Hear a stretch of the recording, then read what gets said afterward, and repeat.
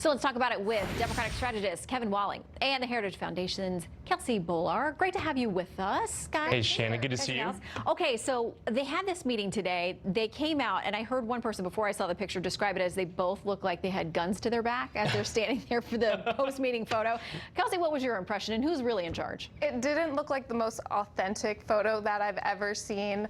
I think this was more a PR attempt to stop the feud, or may at least have the appearance of stopping the feud. But Nancy Pelosi said that, this just bubbles down to personality issues. And I have to say, it's not personality issues. This is policy issues, serious policy differences between what moderate Democrats and the so-called squad where they want to take the party. And unless Nancy Pelosi all of a sudden wants to support open borders, abolishing ICE, the Green New Deal, then I don't think this feud is coming to an end anytime soon. Well, and Kevin, so much of the 2020 field of Democrats are on that further left progressive stretch when you talk about these things, legalizing prostitution and marijuana and all kinds of other things that Kelsey mentioned. And it's interesting to hear them and see them kind of jockeying for this endorsement that they all kind of want from AOC, more so than we see them going after the approval of the speaker. Yeah, I mean, no question, AOC, the squad are superstars, right, in the eyes of the left, the Twitter universe that's out there. But I think Speaker Pelosi's having the time of her life. She's 200 days into her speakership. I think, if you look at her two previous Republican counterparts, John Boehner and Paul Ryan, who were taken out by their own party members within their caucus, you're seeing a lot of strength coming from Speaker Pelosi these 200 days in, and she's going to wrangle her party. I was listening to We Are Family today as they were talking about in that press conference. She's got her caucus under control, and I think she's doing a great job. Okay, so Congressman Ro Khanna said this: "I give the credit to Donald Trump. No one was capable of unifying our party more than the president." He's saying these constant attacks and the president's tweets and those kinds of things are actually helping the Democrats get together at a time when a lot of people are looking to see whether there's a real schism there.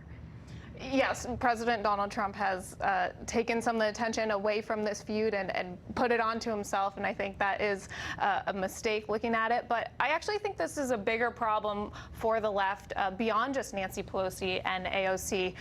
Socialism is a trend that we're seeing become more and more popular, particularly among young Americans. My colleague at the Daily Signal actually recently attended a socialism conference where they're not talking about democratic socialism, they're talking about real full-fledged Marxist socialism. So I think Nancy Pelosi knows that, and this is really just the beginning of a movement that Democrats are going to have to deal with the party being pulled further and further to the left, to the point that they're going to leave a lot of voters feeling politically homeless. And that's certainly what the president's hoping for and the White House hoping for. Today, Sarah Matthews with the Trump campaign said this: "So nice for the leader of the Democratic Party to take time out of her busy schedule to meet with Nancy Pelosi." I mean, they definitely want to pin this thing on AOC, the squad, the progressives is running the show. They absolutely do. Nancy Pelosi's running the show, and to Kelsey's point, it's taken in stride.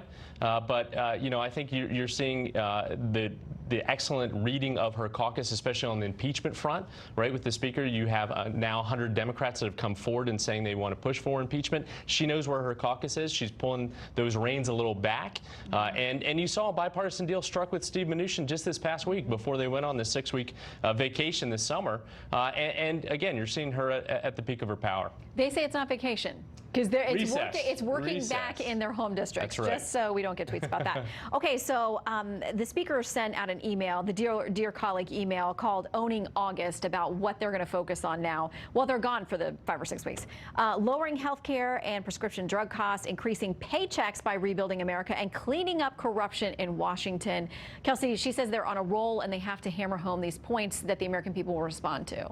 Well, I would say this suggests that Nancy Pelosi doesn't have as much control over her caucus than you suggest, because these issues that you just mentioned are not being talked about on the 2020 campaign trail among AOC and the squad. What they're talking about is decriminalizing the border, providing free health care for illegal immigrants, mandating $15 or now $20 minimum wage. So these are very far left policies that are dominating our national conversation and thereby dominating the conversation on the left. Okay, so real quick.